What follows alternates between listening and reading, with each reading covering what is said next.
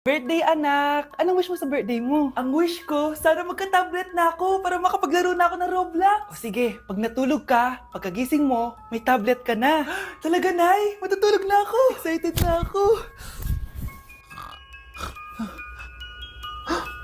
Totoo nga! May tablet na ako!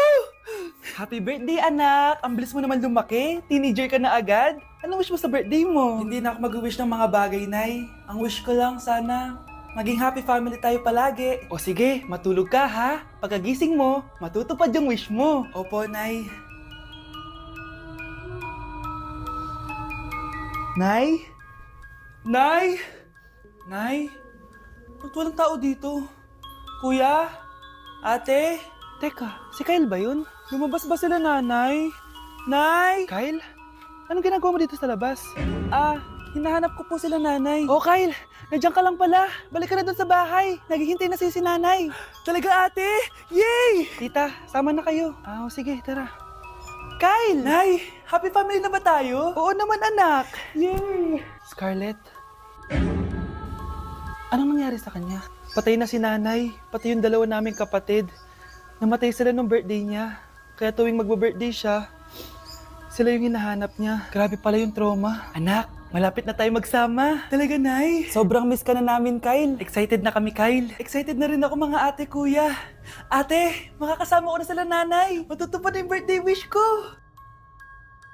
Kyle, kain ka na dito. Celebrate natin yung birthday mo. Kyle, kain na. Sino ba batang yun? Kyle! Kyle! Kyle! Ganda nito, oh. Sana maging successful yung pagbebenta ko ng damit noon, ha? Mahal, ang dami nating ibebenta mamaya. Manifest natin na makabenta kayo, Nay, para makaahon na tayo sa kahirapan. Hindi ako makapaniwalang nabili ko na yung pangarap kong tig 200,000 na relo. Wow, ang ganda niyan, Tay. Anak, tignan mo to, binili sa akin ng tatay mo. Diba ang ganda? Hala, di ba mahal yan, Nay? Mas mahal pa to sa bahay ng kapitbahay natin, no? Magbebenta ulit kami mamaya para mas marami tayong pera. Anak, binilang kita ng kotse. Gamitin mo to pag pupunta ka ng school, ha? Ha? Tay, di ko naman po kailangan ng kotse. Kaya ko naman po mag-commute. Gumastos pa tuloy kayo. Dami mo naman sinasabi, anak. Sige na, puntahan mo na sa labas. Wow! May sarili na akong sasakyan. Wow, ang ganda naman ng bagong kotse mo, Scarlett. Salamat po. Hindi ka ba nagtataka, Scarlett, kung bakit ang bilis niyong yumaman? Galing yun sa pagbebenta ng damit nila, nanay. Ang dami na nga nila mamahaling gamit ngayon, eh. Sure ka ba? Na damit lang ang tinitinda nila? Nay, bumabagabag talaga sa isip ko kung bakit ang bilis nating yumaman. Ano ba talaga binibenta niyo ni tatay?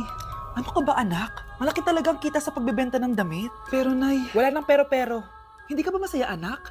Na mayaman na tayo? Na nabibili natin lahat ng gusto natin? Sige na, mag-aayos pa ako ng benta ko. Mahal, nakauwi ka na ba?